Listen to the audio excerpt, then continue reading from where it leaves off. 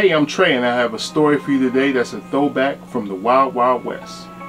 Life is all about choices. Every day we make choices that can jeopardize our lives. If you're interested in stories that can help you be more cautious with you and your loved ones' lives, then hit the subscribe button. Also the like button and notification button so you can be reminded of new content that I upload every Tuesday, Thursday, and Saturday. Also, if you can leave your comments in the comment section, I really appreciate some feedback. So if you're ready, let's get started.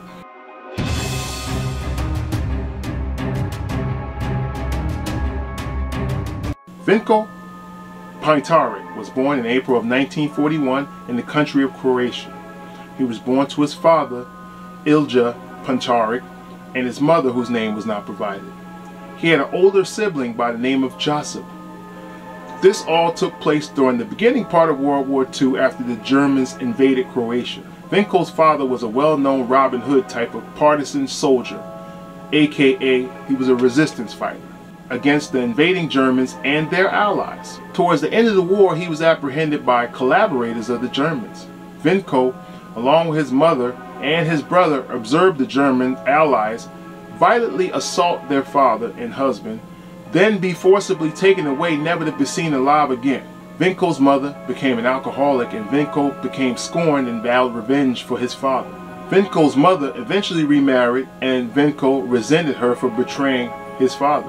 This was when he would speak out regularly about how he planned on paying everyone back for what he felt was a violation to him and his father. This is what drove him to become proficient in firearms, so much in fact that the police regularly confiscated weapons from him. Vinko eventually grew up and got married to an unnamed woman. Vinko got into a verbal dispute with his in-laws that escalated into him savagely beating the elderly couple unconscious. While they were both unconscious, Vinko stomped and kicked the helpless couple in their heads as they lay helpless on the ground. The couple was left in critical condition. After several weeks of medical attention and rehabilitation, they were released from the hospital.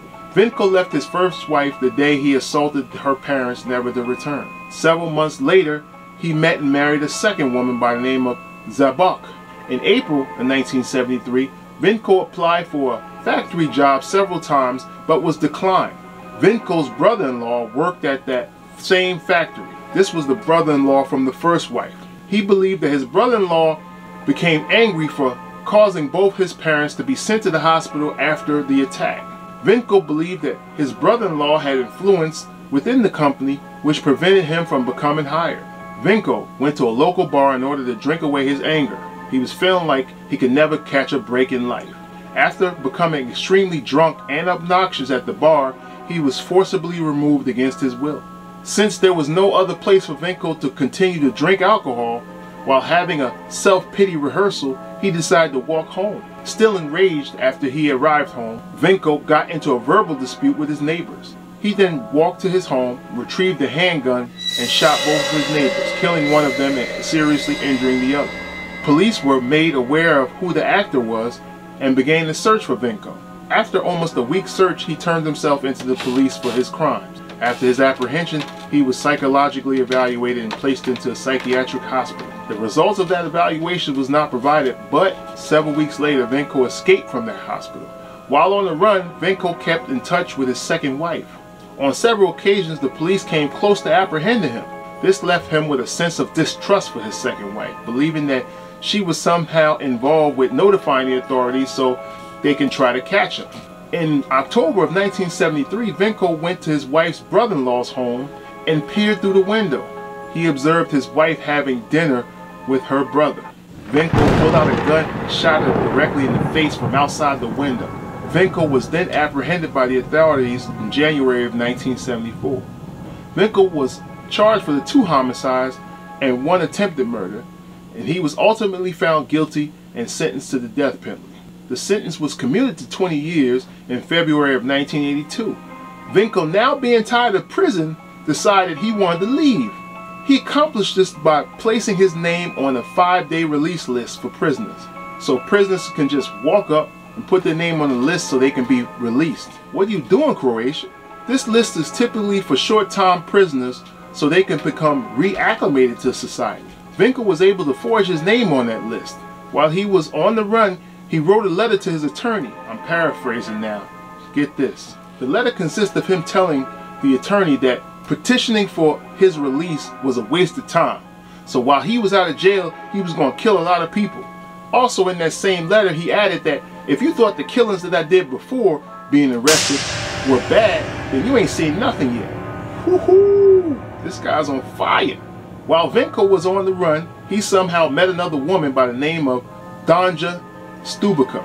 She was turned on by his bad boy persona and wanted to be a part of it. She allowed him to hide out in her house with her. Danja was encouraged by Winkle to help him commit theft and robbery crimes. In April of 1983, she was apprehended by the police. This enraged Winkle so much, in fact, that he went to the neighbor's house and took the entire family hostage. Winkle told the police that if Danja was not released as soon as possible, he would kill a total of 30 people. The family that was being held hostage were all able to overpower him by attacking him with a cleaver, leaving Winkle for dead as they notified the authorities. But Winkle survived the attack and he was arrested. Winkle was charged for attempted murder and 30 counts of burglary. He was sentenced to an additional 20 years in prison. In September of 1989, Winkle escaped from prison for the second time. God, can't make this up. This time, he was given a 3-day pass in which he did not return home.